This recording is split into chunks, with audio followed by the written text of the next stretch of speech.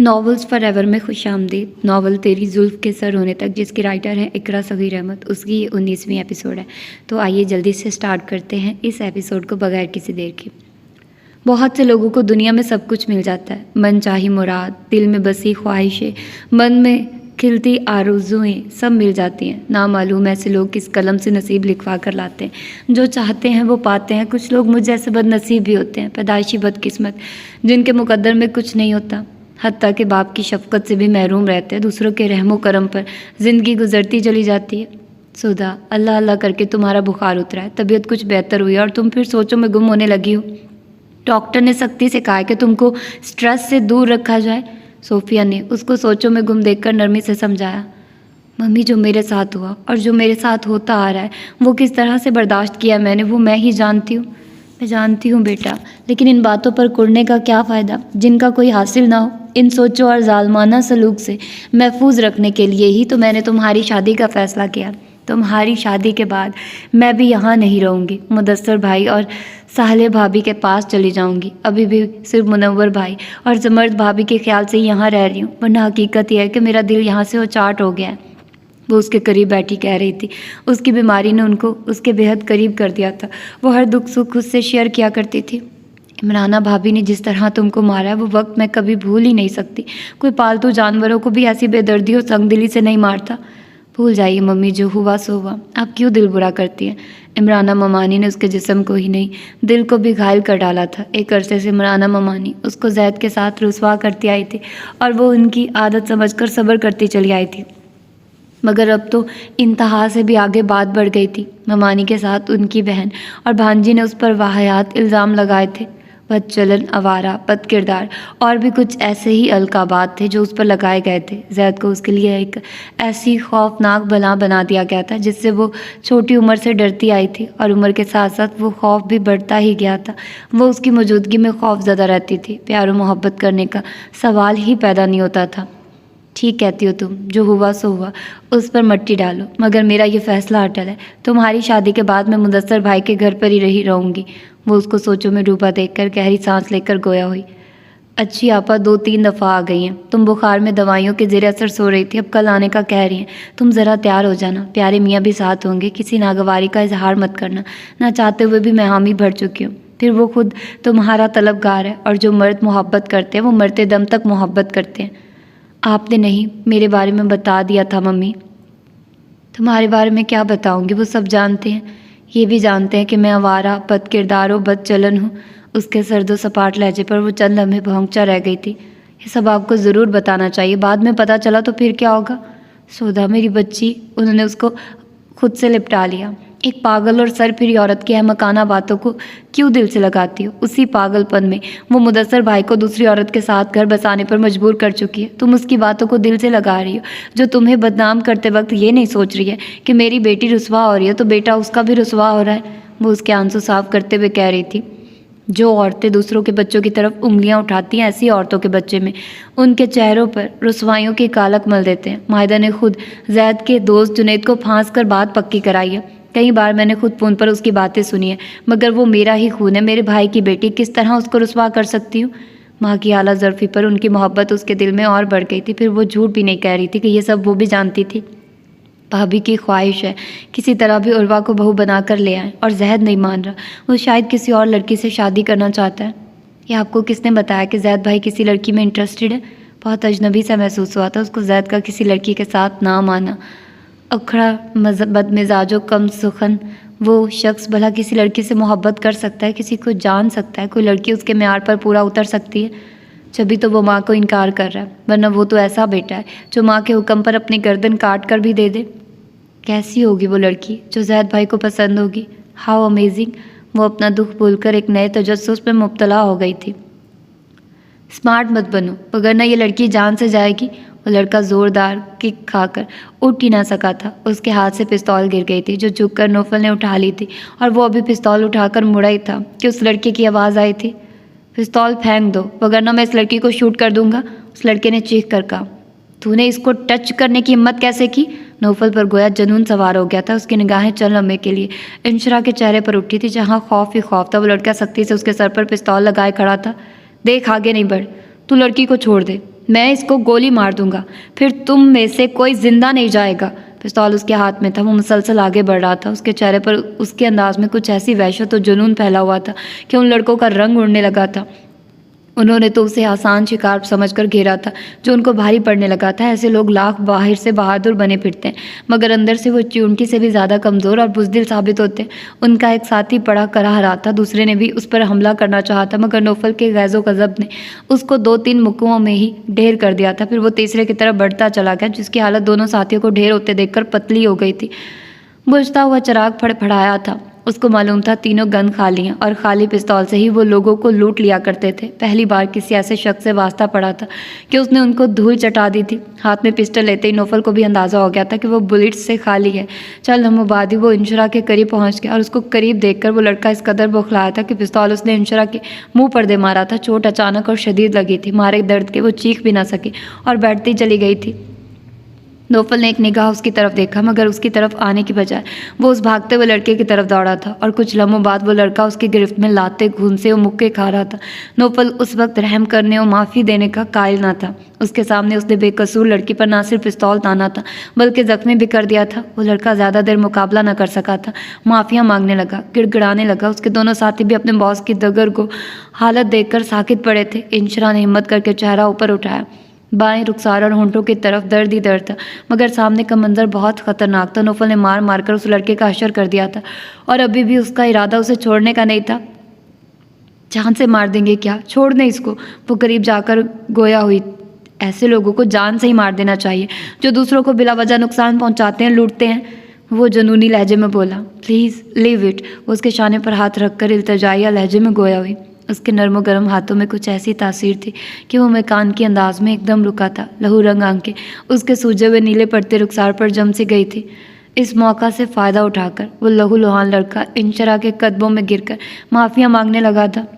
गो, इंशरा ने उस लड़के को कहा तो वो लड़का और उसके दोनों साथी कार में बैठकर ऐसे भागे कि मुड़कर भी न देखा। आई एम सॉरी, मेरी वजह से आपको चोट आई। वो कार स्टार्ट करता हुआ नदामत भरे लहजे में गोया हुआ। आप क्यों माफ़ी मांग रहे हैं? मेरे साथ ऐसे हादसात होते ही रहते हैं। आदी हूँ ऐसी तकलीफ़ों की। Don't worry. बहुत पेन हो रहा होगा। ड्राइविंग के दौरान भी उसकी निगाह उसके रुखसार पर थी जो नीला होने के साथ साथ मज़ीद सोचता जा रहा था। नहीं, वो सपाट लहजे में बोली, मैंने कहा भी था कार से मत निकलना, मगर तुम निकल गई और अंजाम देखा ना, चेहरा कैसे गुब्बारे की मानित फूलता जा रहा है। वो फिर कुछ नहीं बोली। दर्द में इजाफे के साथ साथ चक्कर आने लगे थे। उसने बैग से टेक लगा ली थी और बेसुध हो गई थी। उसकी तरफ से खामोशी महसूस करते नौफल ने उसकी तरफ देखा और बुरी तरह चौंका था। उसके होंठों की साइड से खून बह रहा था। बहते खून को महसूस करते वो होंठों को छूने वाली थी कि नौफल ने टिश्यू बॉक्स से कहीं टिश्यूज़ निकालकर फ़ौरन उसकी तरफ बढ़ाए। खून निकल रहा है तुम्हारे मुंह से, हमें फ़ौरन अस्पताल जाना होगा। वो बुरी तरह परेशान हुआ। अस्पताल जाने की ज़रूरत नहीं है, ठीक हो जाएगा अभी। वो टिश्यू से होंठों का ज़ख्मी हिस्सा दबाती हुई गोया हुई। तुम्हारे फेस पर स्वेलिंग भी है, पेन लाजमन हो रहा होगा, मेडिकल ट्रीटमेंट तुम्हें फौरी ज़रूरत है। नौफल उस वक्त एक मुकम्मल हमदर्द बेहद हसास शख्स नज़र आ रहा था। उसके अंदाज में नरमी और लहजा दोस्ताना था। वो शिद्दत से उसकी तकलीफ़ महसूस कर रहा था। मैं अस्पताल नहीं जाऊँगी, मुझे घर जाना है। ला हासिल बहस करना तुम्हारी पुरानी आदत है, बट मैं तुम्हें इस तरह घर नहीं छोड़ूंगा, अंडरस्टैंड। उसकी नाना की तकरार ने नौफल को सख्त लहजा इख्तियार करने पर मजबूर कर दिया था। उसकी निगाहें गाहे बगैर इंशरा के हाथ में दबे टिश्यू पर उठ रही थी जो सुर्ख होता जा रहा था। स्टूपिड गर्ल, ये वक्त अकड़ दिखाने का नहीं है। तुम्हारे अंदर जलती बदले की आग को सर्द करने वाला, यानी तुम्हारे इंतकाम का शिकार बनने वाला पहला और अहम मोरा यही शख्स है। तो खुद बाली के साथ मिलकर इस बंदे को मुम करने की प्लानिंग करती रहती है, और अब जबकि वक्त की मेहरबानी तुझ पर निछावर हो रही है तो तू हाथ आई बाजी को खुद मात दे रही है। उसकी जलाहट पर वो कोई करारा सा जवाब देने वाली थी कि उसके अंदर से किसी ने सरगोशी की। ये वक्त की मेहरबानी ही है ना कि कल तक तेरी परछाई से भी दूर रहने वाला शख्स इस वक्त कैसा मोम बना हुआ है, तेरी खैर ख्वाही में लगा हुआ है। कबल इसके के वक्त बदल जाए और ये फिर पत्थर बन जाए। मुझे अकल से काम लेना होगा। जुनैद जिस दरवाजे को बिला झिझक अबूर करके आगे बढ़ जाया करता था, आज वहाँ पाँव रखते हुए भी उसे झिझक को घबराहट का सामना करना पड़ा था। अजीब मोड़ दराया था ज़िंदगी में। कल तक वो दोस्त की हैसियत से आता रहा था, कोई ऐसा मसला दरपेश नहीं था, और अब जबकि उससे बहुत ख़ास दोस्ती और रिश्तेदारी का बंधन बन चुका था तो कुर्बत की जगह फासले और बेतकल्फ़ी इज्तनाब में बदल गई थी। रिश्ता होने के बाद रूबरू उनकी पहली मुलाकात थी। ज़ैद के अंदाज में सर्द मोहरी और अखड़ खुरदरापन था। मुसाइफा भी बेजान हाथों से किया था। जुनैद को उससे इसी रवैये की तवक्को थी। वह जानता था उसका रवैया इसी तरह सख्त व अजनबियत भरा होगा, मगर फिर भी दोस्ती की डूबती कश्ती के साथ साथ उसका दिल भी डूबने लगा था कि ज़ैद की बेरुखी और बेगानगी उसे किसी तौर गवारा ना थी। क्या लोगे, चाय, कॉफ़ी या कोल्ड ड्रिंक? वो दोनों आमने सामने बराजमान थे। दरमियान में तमाम लावाजमात से सजी मेज़ थी। वो मुसाफे के बाद लैपटॉप में उलझ गया था। यह राह फरार हासिल की थी। फिर तवील तवक्कुफ़ के बाद वो गोया हुआ। वो भी उसी तरह लैपटॉप पर निगाहें जमाए हुए सरसरी लहजे में बोला, वहीं पी लूँगा जो तुम पीना चाहोगी। मुस्कुराते हुए उसने लहजे में बेतकल्फ़ी पैदा की। बाय द वे, मेरा कुछ पीने का मूड नहीं। तेज़ी से मुतहरिक उंगलियां लम्हे भर को रुकी। निगाह पल भर को उसकी तरफ उठी। वो शॉक्ड रह गया। लहजे से ज़्यादा आंखों में काट थी। बोझल सुर्ख आंखों से आया था। वो कहीं रातों से सुकून से सोया नहीं। इज़्तिराब, इंतशार, इज़्तिरार उसकी रोशन आंखों में चमक रहा था। जुनैद पहलू बदल कर रह गया। कोई बात नहीं, मूड मेरा भी नहीं है। ऑफिस से जूस पीकर ही चला था। कोई काम था? वो लैपटॉप शट डाउन करता हुआ उसी लहजे में उससे मुखातिब हुआ जो जुनैद को परेशान कर रहा था। मेरा मतलब यहाँ आने का मकसद क्या है? मुझे मालूम था तुम्हारा रवैया यही होगा मेरे साथ। माफ़ कर दो, मैंने तुम्हारे एतमाद को ठेस पहुँचाई। माफ़ी किस बात की? तुमने वही किया जो तुम्हें करना चाहिए था। गलती मेरी है। अहमकपन मुझसे सरजद हुआ। आस्तीन में सांप पालकर तवक्को कर बैठा था कि मुझे डसा नहीं जाएगा, लेकिन ज़ैद प्लीज़, जितने जूते मारने हैं मार लो, जो सज़ा देनी है दे दो, मैं उफ़ नहीं करूँगा, मगर इतनी अजनबियत और बेगानगी मत बरतो। जुनैद की आवाज़ जज्बात की शिद्दत से भर गई थी। अफसोस है, मेरे सामने तुम्हारे ये ड्रामे फ्लॉप हैं। मैं इस ऐसी बातों को खूब समझता हूँ। आदमी कितना बदकिरदार हो और बाश हो, मगर इखलाकी तौर पर दोस्तों की बहनों को अपनी बहनों की मानी दी इज्जत देता है। मगर तुम तो इखलाकी तौर पर भी इस कदर सतही ज़हनियत के हामिल निकले कि मैं ये सोच कर शर्मिंदा हूँ कि क्या मेरी दोस्ती का मेयार इतना घटिया है। सर झुकाए सुन रहा था। ये उसकी बदअमालियों का नतीजा था। ज़िंदगी लड़कियों से फ्लर्ट करते ही गुजरी थी और हद ये थी कि उसके हर फ्लर्ट का गवाह वो शख्स ही था किस्मत से जिससे इतना अहम रिश्ता जुड़ गया था। ज़ैद ने कदम कदम पर उसकी रहनुमाई करनी चाहिए थी। नेकियों बदी का सबक पढ़ाया था और वो बदमस्त हाथी बनकर मस्तियों में घरक रहा था। मैं मानता हूँ मेरी माजरत और माफ़ी तुम्हारे इस भरोसे और एतमाद को यकजा नहीं कर पाएंगे जो तुम दोस्ती के हवाले से मुझ पर करते आए हो, मगर मैं कसम खाकर कहता हूँ मैंने गुज़श्ता ज़िंदगी से तौबा कर लिया। माजी की रंगीनी का कोई रंग अब तुम मेरे किरदार पर न देखोगे। वो उठकर उसके करीब चला आया। माहिदा के अलावा कोई लड़की मेरी ज़िंदगी में अब नहीं आएगी। मेरा जीना मरना माहिदा के साथ ही है। ये अहद उठते बैठते सोते जागते खुद से करते रहोगे। बस अब तुम्हारा मरना और जीना माहिदा के साथ ही है। किसी दूसरी लड़की की तरफ तुमने आंख उठाकर भी देखा तो तुम्हारी आंखों को हमेशा के लिए बंद कर दूंगा। एक लम्हा नहीं लगाऊंगा तुम्हें जान से मारने में। वो उसकी बात किता करके उसकी आंखों में देखता हुआ घर आया। उसकी आंखों में बहन की मोहब्बत का समंदर ठाठे मार रहा था। ऑफ कोर्स यार, मैं हलफ देता हूँ कि मैं आखिरी सांस तक माहिदा को खुश रखूँगा। तुम चाहो तो मैं लिख कर देने को तैयार हूँ। उसकी हर मुमकिन कोशिश थी कि ज़ैद का दिल उसकी तरफ से साफ़ हो जाए। एक दरार जो उनके दरमियान में दर आई है, वो दरार फ़ौरन ही भर जाए। अपने और उसके दरमियान के फासलों ने उसे मुस्तरिब कर रखा था। तुम अच्छी तरह जानते हो मुझे किसी प्रूफ की ज़रूरत नहीं है। मैं सिर्फ ज़बान की अहमियत को मानता हूँ और मनवाता भी हूँ। वो कहकर उठ खड़ा हुआ कि रात खासी गुजर गई थी। काम का लोड होने की बायस मिडनाइट उसे ऑफिस में बैठना पड़ा था। जुनैद भी साथ ही बाहर आ गया था। नौफल ने उसकी खामोशी को रजामंदी समझा और सीधा अस्पताल ले आया, जहाँ उसके ताल्लुकात की बिना पर अच्छा ट्रीटमेंट हुआ और वो भी लबों को सख्ती से बंद किए ट्रीटमेंट के मराहल से गुजरती रही। शाबाश, अच्छी बच्ची साबित हुई हो। वह अस्पताल से बाहर निकले तो वो उसकी तरफ बढ़ता हुआ फ्रेश लहजे में मुखातिब हुआ। मैं सोच रहा था रोगी चलाओगी, अस्पताल सर पर उठा लोगी, पर मैं तुमसे बेहद हद तक मुतासिर हुआ। तुमने इंजेक्शन तक खामोशी से लगवा लिया। अमेजिंग। क्या इंजेक्शन लगवाते हुए भंगड़ा डालती हैं लड़कियाँ? ड्राइविंग सीट पर बैठता हुआ गोया हुआ तो वो तनक कर बोली, यही समझ लो, अजीब भंगड़ा होता है। इंजेक्शन देखते लगता है रूह को अंसरी से कूच करने को है। भला का शोर हंगामा मचा होता है। हैरत अंगेज़ होती ये बात कि पॉलर में वैक्स और थ्रेडिंग जैसे तकलीफ दे अमल से बिला चोर चरा गुजर जाती हैं। आप पॉलर में वैक्स और थ्रेडिंग करते रहे हैं लड़कियों की? उसने तंजिया लहजे में गोया पत्थर दे मारा था। नौफल का लम्हे भर को चेहरा सुर्खी माइल हुआ, मगर वो ज़ब्तो दरगुजर की राह पर चल रहा था। बहुत तहम्मुल से उसकी बात बर्दाश्त करके गोया हुआ, ज़रूरी नहीं कि जो बताया जाए उसका तजुर्बा भी हो, लेकिन आपने इस तरह बताया गोया तजुर्बा हो आपका। उसके गुस्से और तहम्मुल को वो भी महसूस कर रही थी, मगर उसे इस हालत में देखकर वो हंस उठा रही थी। तजुर्बा नहीं है, मैं अपनी मालूमात बता रहा था। हैरत है, बहुत ज़्यादा हैरत। रात का स्याह अंचल अभी तक कायम व दायम था। सड़क पर ट्रैफिक बराए नाम थी। कार दरमियाने अंदाज में रवां दवां थी। कैसी हैरत हो रही है जो बहुत ज़्यादा हो रही है। स्टीयरिंग घुमाते हुए वो उसकी तरफ मुस्कुराते हुए देखकर बोला, मगर उसके रुखसार की सूजन और निलाहट ने उसके लबों से मुस्कुराहट एकदम गायब कर दी थी। उसने गहरी सांस लेते हुए विंड स्क्रीन पर निगाह जमा दी। दिल पसमर्दा हो गया था। उसकी इस हालत का जिम्मेदार उसे उस दर्द में मुब्तला करने वाला वो खुद था कि उसने उन लुटेरों को ढील दी, कार से निकलते दुर्गत क्यों ना बना डाली। उसकी सेफ्टी के ख्याल से ही उन पर वार ना किया था, मगर चोट उसे फिर भी लग गई थी। आपके मुतालिक पूरी जामिया में यही मशहूर है कि आप पत्थर दिल हैं, किसी लड़की को देखना अपनी इंसल्ट फील करते हैं, लड़कियों से नफरत करते हैं वगैरह वगैरह। वो उसकी सोचों से बेखबर तकलीफ के बावजूद कह गई थी, नफरत करता हूँ, लड़कियों से बात करना भी तौहीन समझता हूँ, उन लड़कियों से जो रिश्तों के तकद्दुस का कत्ल करती हैं, एतमाद वफा को तमाशा बना देती हैं, और ऐसी लड़कियों को मैं इज्जत नहीं देता। उसके चेहरे पर मखसूस संजीदगी छा गई थी। हर लड़की ऐसी नहीं होती, हर तालाब में कुछ मछलियाँ गंदी होती हैं, फिर सबको गंदा कहना कहाँ का इंसाफ है।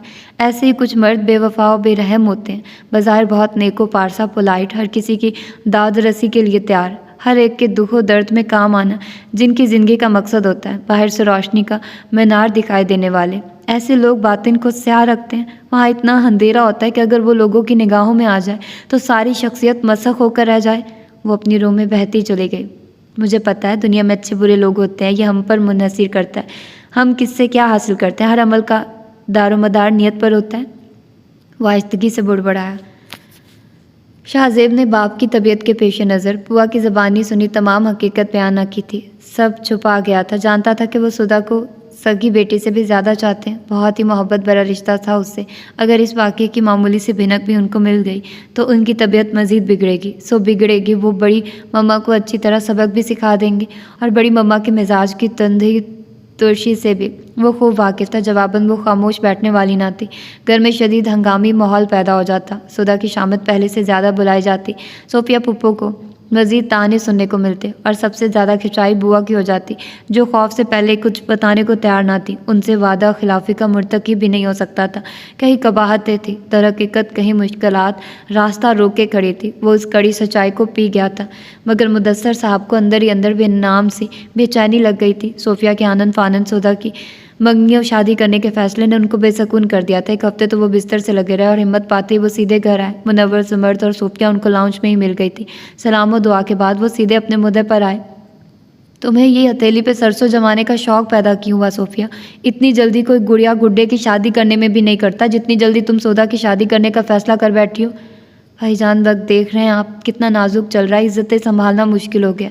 नित नई खबरें सुनने को मिलने लगी है कि बस दिल डरने लगा। इस दौर में जितना जल्द मुमकिन हो अपने फ़राइज़ से अदायगी करना ही बेहतर है। सोफिया दिल में उठती ठेसों को दबाती धीमे लहजे में गोया हुई। खुद को बहुत मजबूती से उन्होंने संभाला था, वगरना दिल कर रहा था उनके सीने पर सर रखकर एक एक दुख बताती चली जाए, एक एक ज़ख्म दिखाती जाए जो इमराना के लफ्ज़ों ने लगाए थे।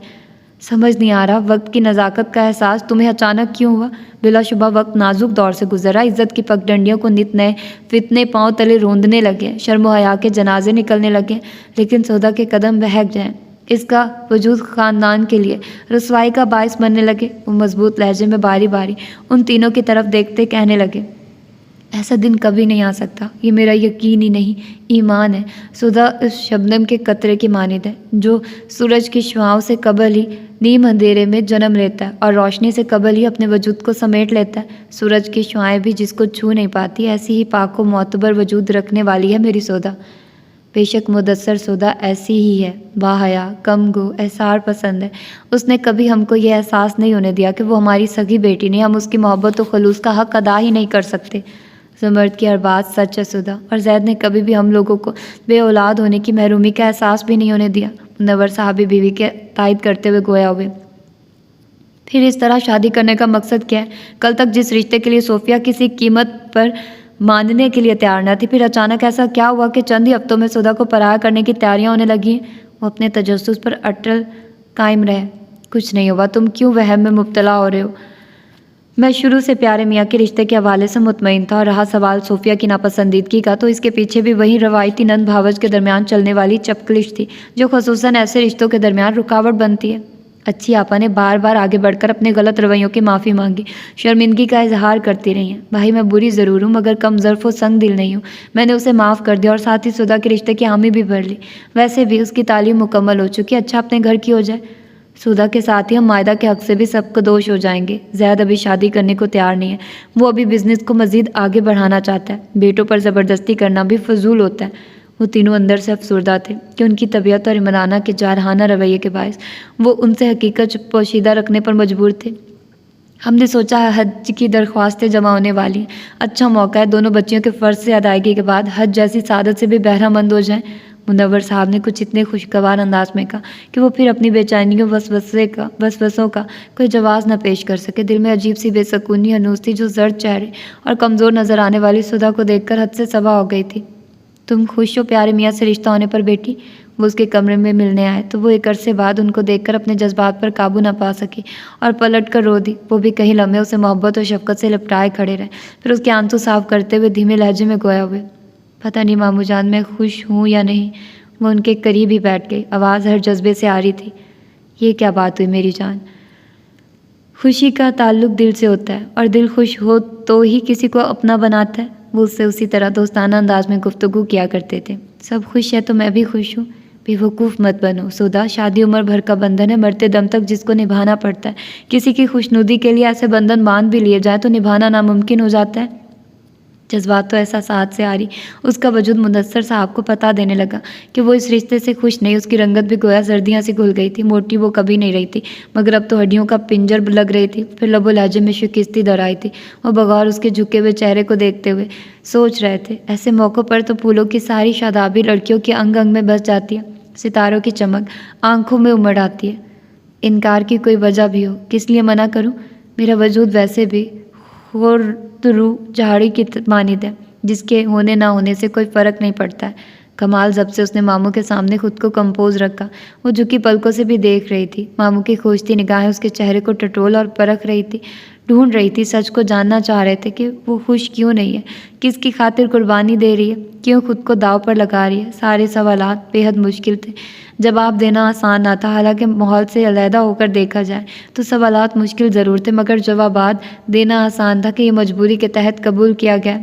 उनकी जहनी मरीज़ा बीवी के बहुतानो जुल्म से तंग आकर जोड़ा गया। वो इस रिश्ते से खुश नहीं है, बल्कि वो किसी भी रिश्ते से खुश नहीं होती, क्योंकि उसकी ज़िंदगी में इस हवाले से कोई मर्द आया ही नहीं था।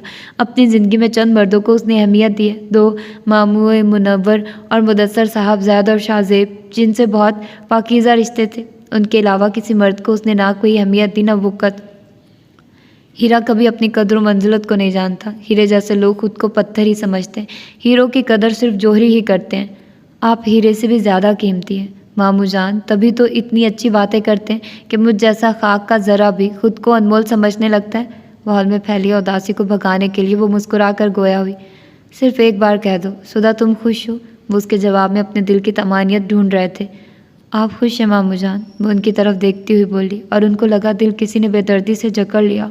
दिल में दबी हसरत किसी जख्मी कबूतर की मानित फड़फड़ाने लगी थी। आप खुश हैं, मैं भी खुश हूँ। वो उनके दिल की कैफियत से बेखबर कह रही थी।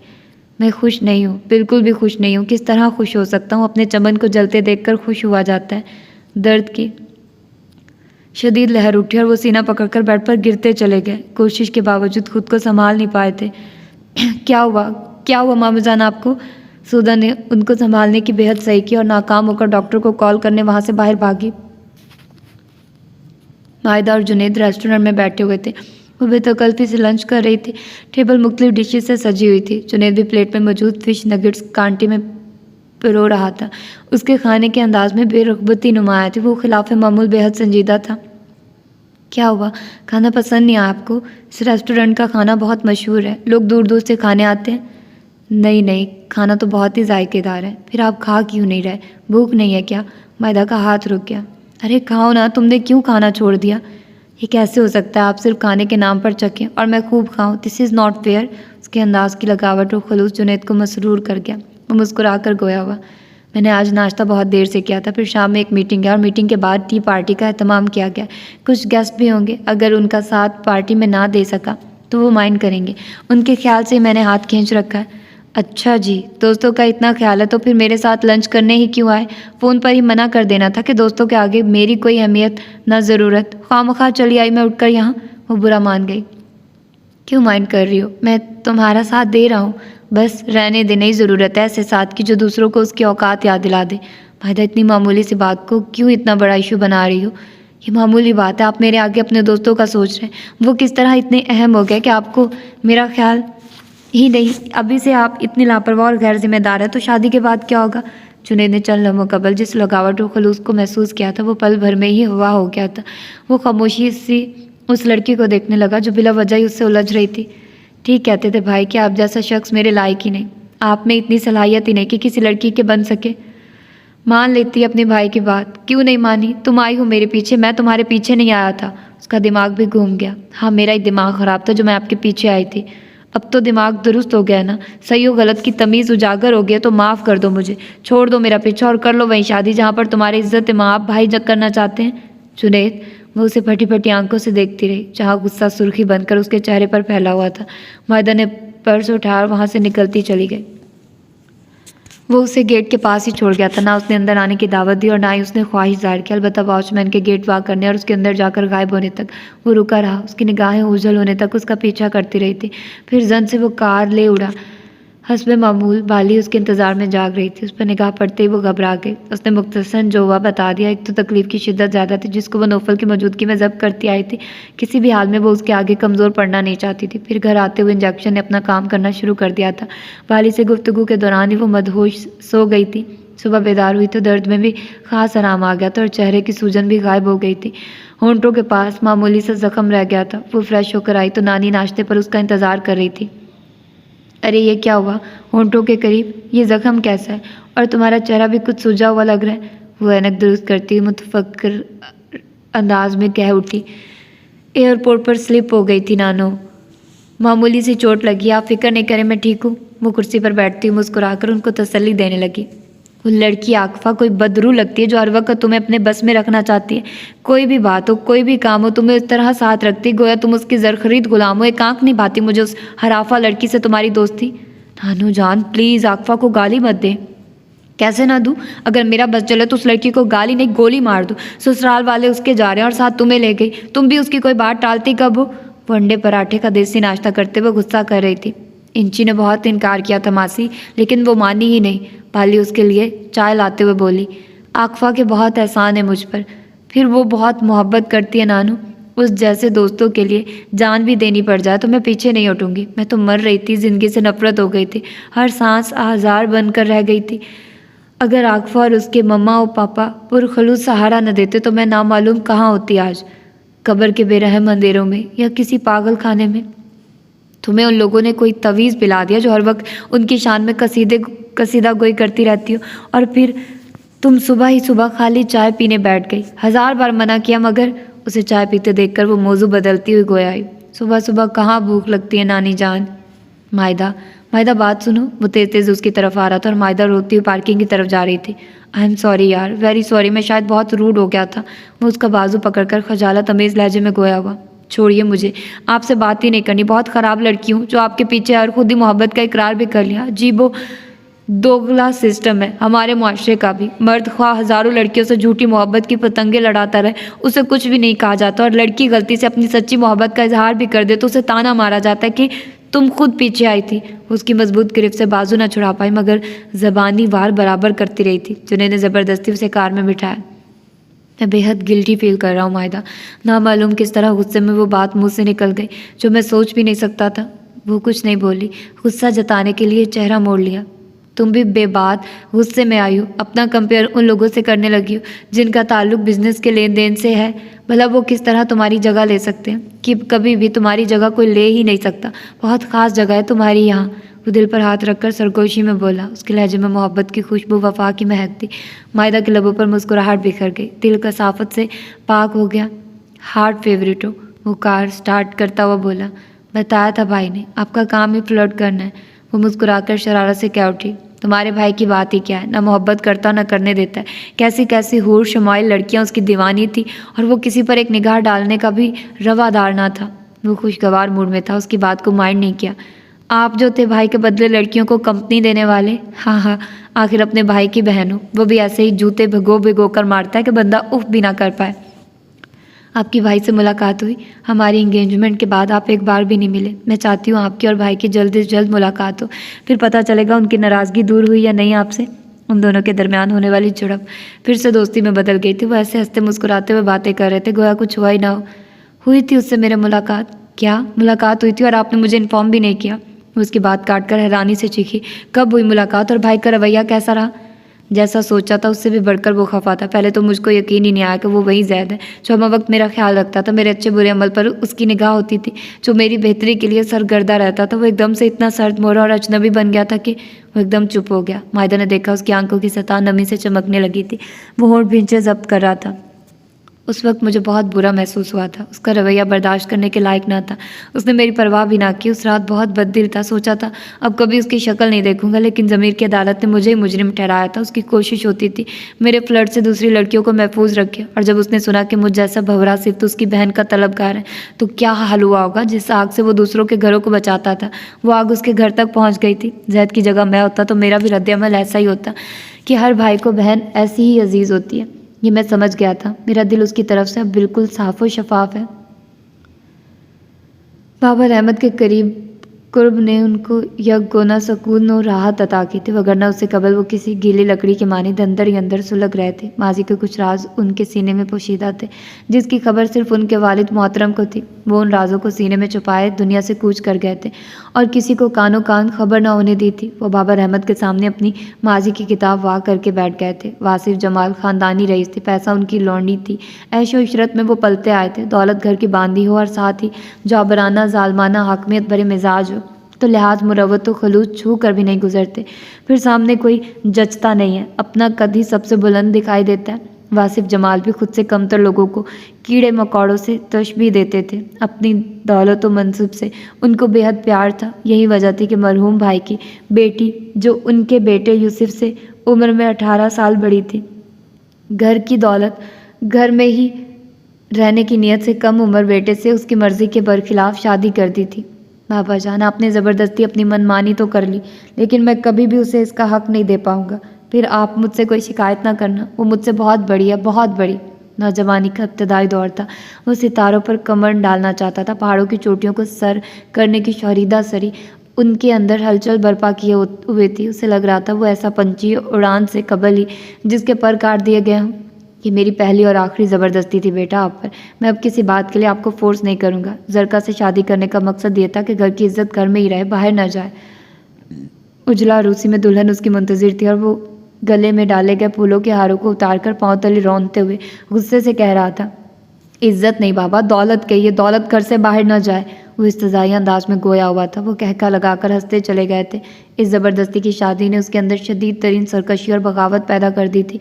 घर में पहले ही टाइम कम गुजारता था, अब तो घर से भागने लगा था। जरका के वजूद से उसे वहशत होने लगी थी।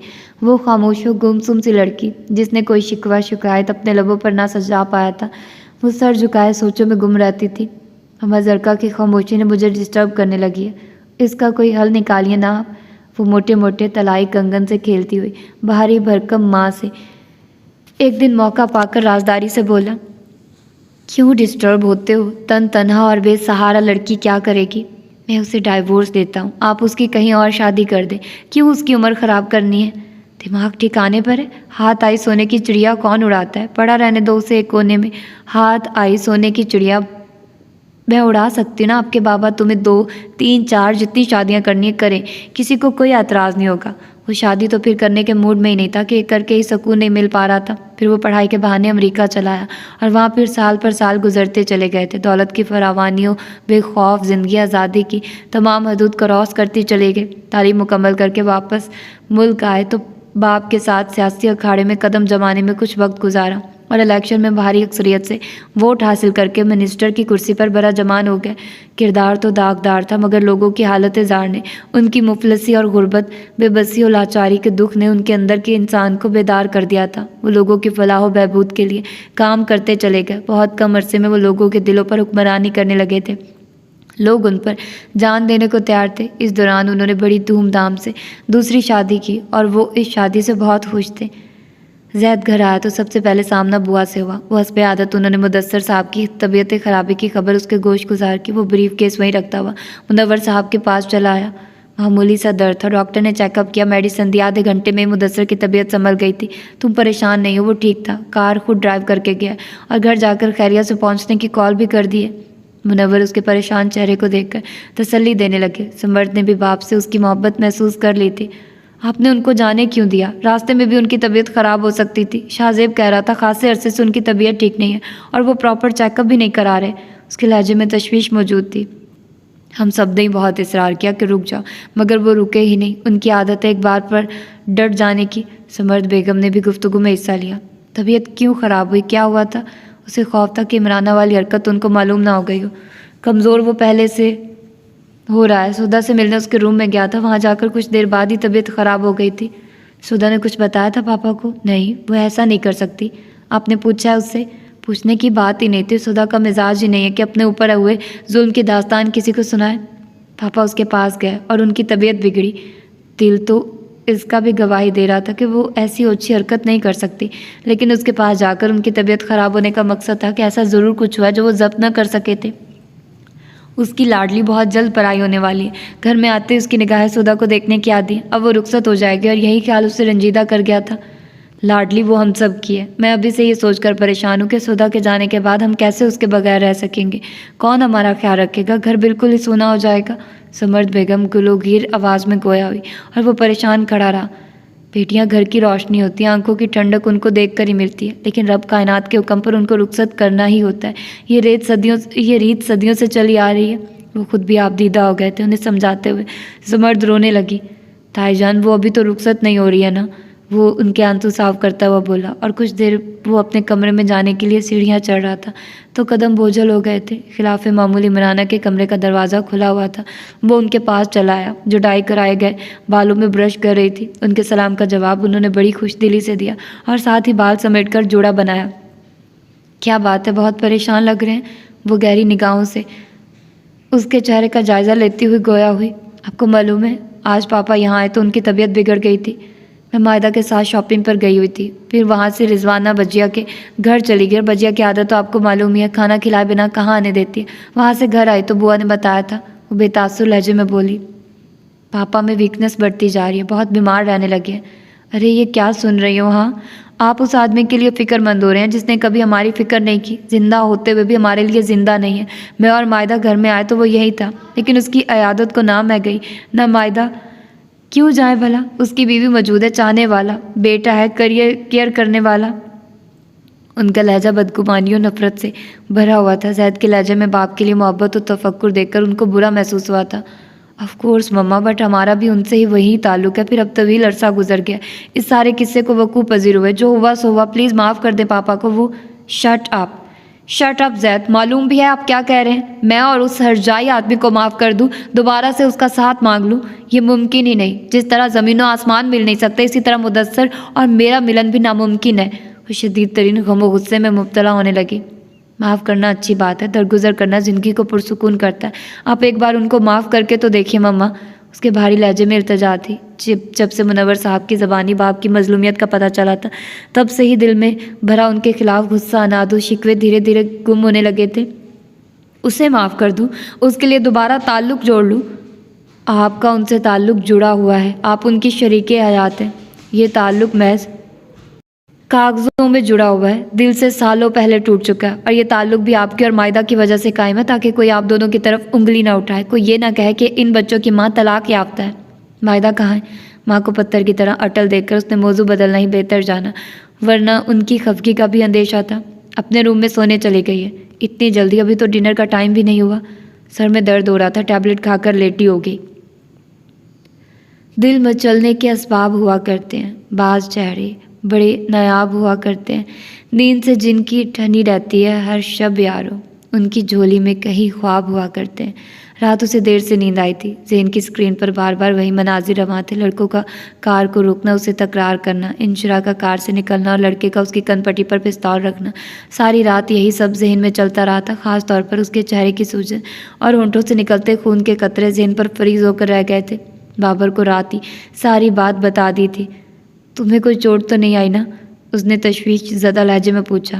नहीं, वो खासी इंजर्ड हो गई हैं। मैंने उसे कहा भी था कार से नहीं निकलना, वो फिर भी निकल आई थी। लड़कियां जब डरती हैं तो बिला सोचे समझे फैसले करती हैं, जिनमें सरासर नुकसान ही उठाना पड़ता है। एनीवे, तुम इंशरा को घर तक छोड़ कर आए थे? आई मीन घर के अंदर गए थे? नहीं, मैंने उसे गेट के पास ही ड्रॉप कर दिया था। क्यों तुम ही कह रहे हो बहुत चोट लगी है उसे, अगर खुदा न ख्वास्ता चकरा कर गिर गई हो तो, और मज़ीद चोट लग गई हो। वो बहुत स्ट्रांग है, इतनी इंजर्ड होने के बावजूद उसने कोई हल्की सी भी आवाज़ मुंह से नहीं निकाली। तकलीफ़ जब्त करने का हुनर आता है उसे। मैं अंदर यूँ नहीं गया कि उस खुदगर्ज औरत को किसी नई खुशफहमी में मुब्तला करना नहीं चाहता था। इंशरा नहीं बताएगी कि वो उसकी नानी है यार। अगर वो अपनी नानी की नेचर की नहीं है तो उनको नहीं बताएगी। बाबर से बात होने के बाद भी कई घंटों तक वो जागता रहा और बहुत जल्दी बेदार हो गया था। आंख खुलते ही ख्याल आया कि वो कैसी होगी। उसने कॉल करने के लिए फ़ोन साइड टेबल से उठाया था। टाइम देखा तो हल्की हल्की सुबह नमूदार हो रही थी। उसने खिड़की खोलकर बाहर देखा। माहौल पर शबनमी अंधेरे का राज था। दूर से अजान की पुरनूर आवाज़ें आ रही थी और वो बेखुद सा सुनता चला गया। सुकून ही सुकून था। वो जब नमाज के लिए नीचे आया तो पहले से मौजूद रहमत बाबा और यूसुफ साहब से दुआएं समेटी और एक तरफ बंद आंखों को खोलने की सही में मुब्तला लारेब को देखकर उसके लबों पर मुस्कुराहट बिखर गई। आंखें खोल कर चलो, गिर जाओगे। वो करीब आकर गोया हुआ। किस तरह आंखें खोलूँ? नहीं खुल रही। अभी तो सोया था और उठा दिया जहमत बाबा ने। डोर नॉक करते चिल्लाते रहेंगे कि नमाज नींद से बेहतर है, नमाज नींद से बेहतर है। और रहमत बाबा को गुस्से से जहमत बाबा कहता हुआ आगे बढ़ गया। नींद से उसकी बुरी हालत थी, बस नहीं चल रहा था कि किसी तरह राह फरार हासिल करके नरम गरम बिस्तर में घुस जाए। मैं तुम्हें बाबा रहमत के खिलाफ कोई फजूल बात बोलने की इजाज़त नहीं दूंगा।